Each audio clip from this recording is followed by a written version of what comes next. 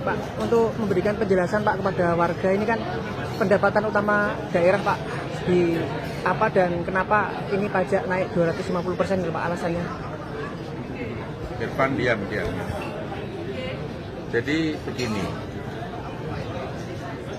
undang-undang itu kan mengharuskan kenaikan pajak itu dilakukan tiap 3 tahun sekali.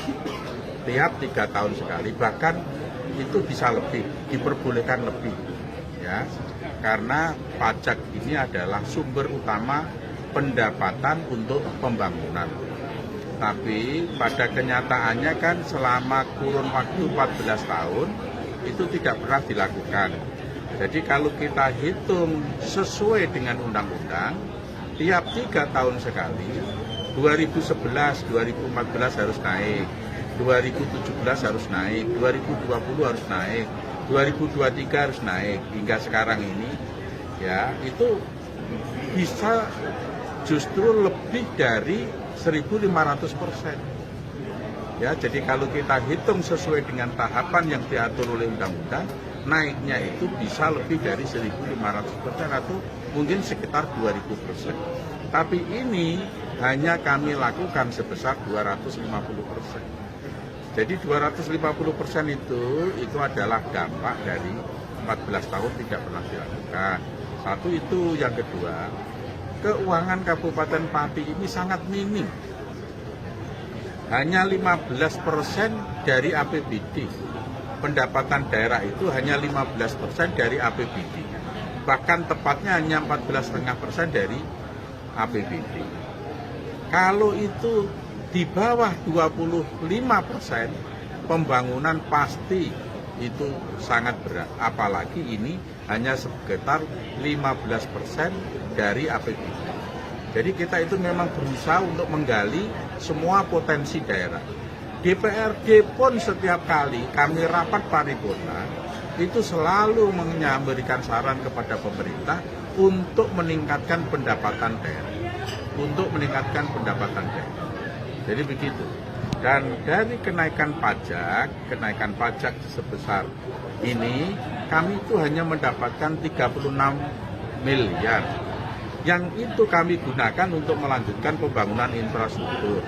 Sementara pengeluaran kami itu jauh lebih besar untuk menggaji pegawai P3K dan honorer yang kurang lebihnya sebesar 200 miliar. Dan saudara juga tahu bagaimana proses penerimaan pegawai honorer ini. Saudara tahu ini tidak menjadi rahasia lagi. Gitu loh. Jadi, dan 200-an miliar yang dipakai untuk gaji P3 dan honorer itu duitnya siapa? Itu juga duit rakyat. Jadi duit rakyat ini yang dipakai untuk menggaji mereka. Gitu. 36 miliar kami dapatkan untuk membangun jalan, tapi sekitar 200 miliar yang uang rakyat itu dipakai untuk gaji. Jadi ini masyarakat harus paham, harus tahu. Dan alhamdulillah ini saya sampaikan, pembayaran pajak ini berjalan lancar. Sampai sekarang sudah hampir 50%. Dan kemungkinan besar paling lambat bulan Oktober itu sudah lunas. Kalau di tahun-tahun sebelumnya lunas itu di bulan Desember, di tahun ini kemungkinan besar Oktober sudah lunas.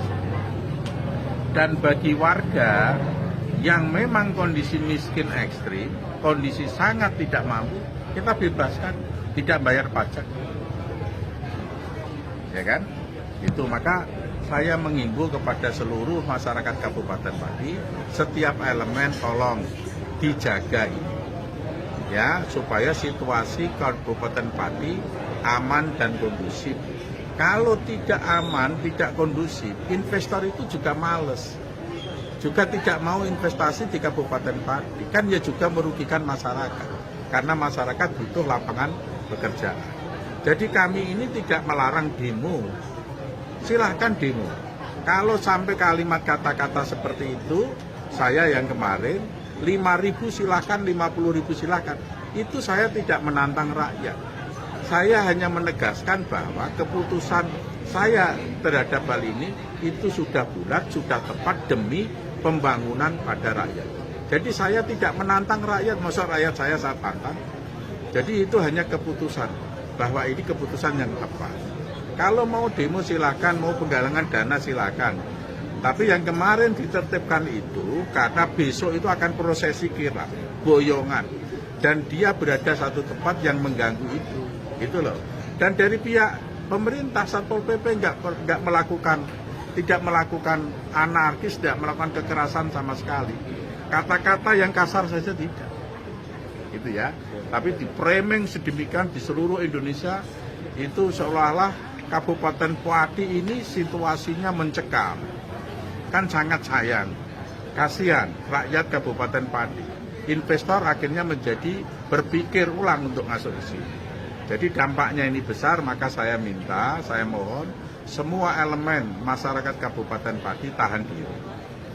Ya, demi Kabupaten Pati yang kita cintai.